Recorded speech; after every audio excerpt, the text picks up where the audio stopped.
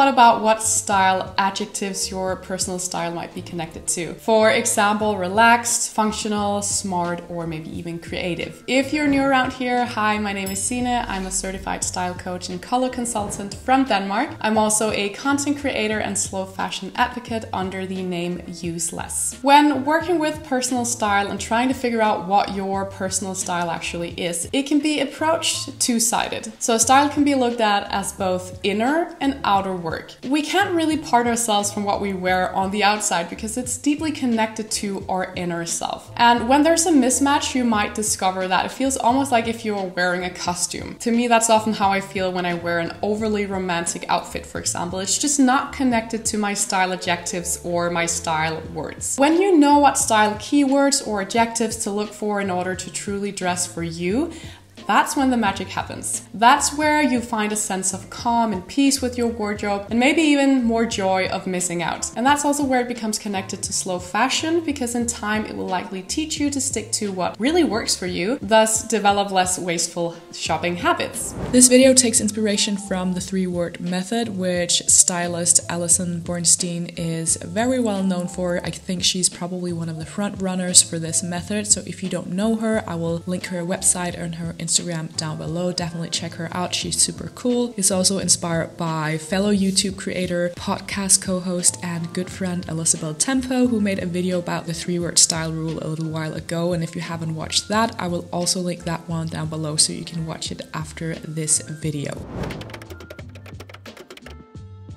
The idea is that you find 3 adjectives to connect to your personal style, and this way you know what is important to you, both when you're creating outfits from your existing wardrobe, but certainly also when you shop for new clothes and you're kind of trying to develop your personal style. When I work with clients for personal wardrobe reviews and style analysis, my approach is to use a mix of the outer and inner keywords. So today I thought it would be fun to show you an example of how you could use these based on examples from my own style and my own wardrobe.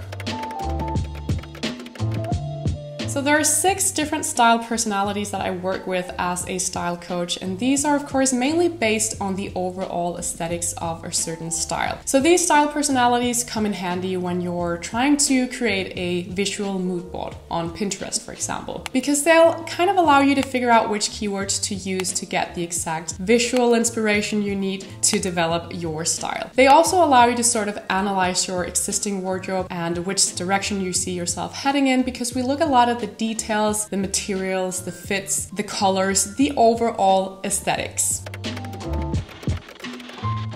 So building on top of the outer keywords, which are connected to the aesthetics, there are some adjectives that can be added to those. Because personal style is not just about the aesthetics. We need to ensure that we find ways to unfold you, not just cover you up in a costume. So this is where the 3-word style rule comes into play, because now we can start connecting those to the aesthetics to make sure that you're heading in the right direction. For example, my style identity is about 75% casual, 15% classic, 10% edgy on the outside, and then the adjectives that make me feel connected to that from the inside would be words like relaxed, functional, smart, edgy, and effortless. The occasional romantic top or skirt is something I'll often wear for a bit more of a special occasion or during summertime, but I'll always make sure to style these kind of pieces casually to still feel connected to my core. So if I were to use the 3-word style rule, my top 3 adjectives or 3 words would probably be casual as the first one. And this is because I want my clothes to be comfortable, functional. I want them to have a relaxed look because I see myself as a rather relaxed person. And then we have smart. So this is to ensure I don't feel underdressed or even sloppy. I like the slightly more classic style as long as it's not dominating my wardrobe or my outfits. The masculine touch of blazers and loafers, for example, is something I feel very connected to as well. This is also connected to the way I do my hair and my makeup. I feel best when I've made more of an effort, but at the same time, it's key that it's not looking too done. And then we have the word effortless. So I think this is really where the word edgy comes into play, because deeply rooted within me, I do have this sort of rock and roll chic person hidden, and I have a few tattoos. I do appreciate especially old school rock music, but I also love newer rock music. I went to a Foo Fighters concert a few years ago, so I think this side of me really shows there. It's not that I go all in on punk or goth, which, you know, that's cool too, but I like keeping it as a subtle touch to my style to give a further undone and effortless feel to my outfits. So as I mentioned, I find that the 3-word style rule is a helpful way to keep a connection between your inner and outer self at all times, both for the single items you have in your wardrobe, but also the way you arrange and style them in your outfits to make sure that they're in balance with who you are and what your mood is. For example, if there are too many classic items in an outfit, I often end up feeling overdressed, unless it's a special occasion, because it's only a 15% part of me in my wardrobe. On the other hand, if I only wear casual and undone items, I end up feeling kind of underdressed, because I do appreciate those slightly more classic items to polish off my undone, effortless looks. So balance is key all the time. So I just wanted to quickly show you a few additional examples here. So I'm styling this romantic top first with a skirt and a pair of feminine or romantic flats. I do feel that this outfit feels totally like a costume to me. I feel way too overdressed and it's just not in line with my core. All of these pieces are great individually, so I just need to create that contrast and tension to make myself feel more relaxed and undone, to give it that casual edge, and I feel amazing in this kind of outfit. Or I could style the skirt with a casual tank top and then a pair of slightly more classic sandals, and that would be a cute summer look. So that's kind of how you can use that contrast and tension in your outfits to make the individual items work for you.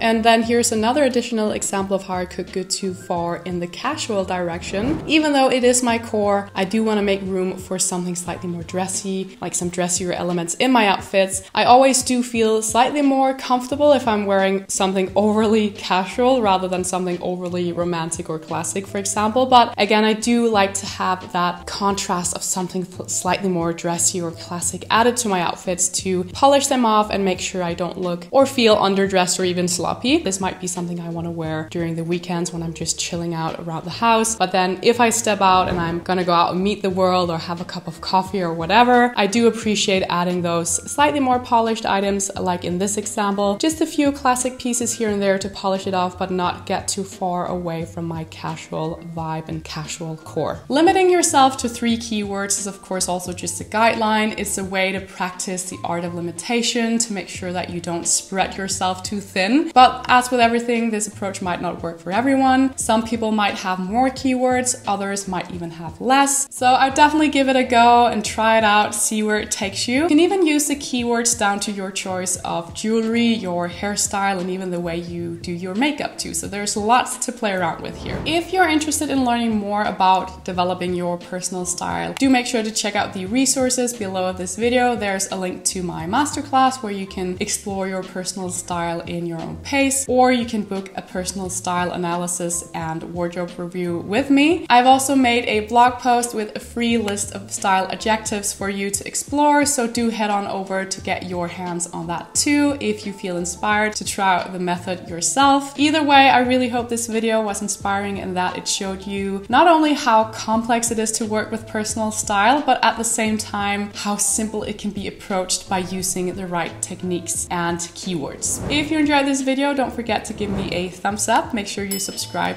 as well before you leave. I would love to have you around. With that, take care, and I hope to see you very soon with another video. Bye guys.